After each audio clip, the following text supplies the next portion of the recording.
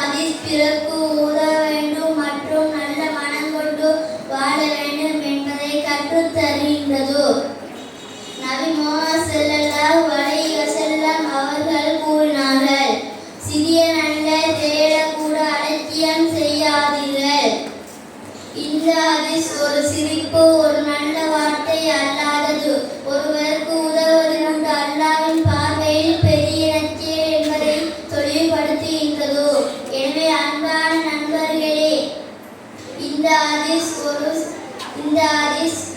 நமக்கு கல்வி, ஒழுக்கம், நற்செயல் ஆகியவற்றின் முக்கியத்தை தெளிவுபடுத்துவது.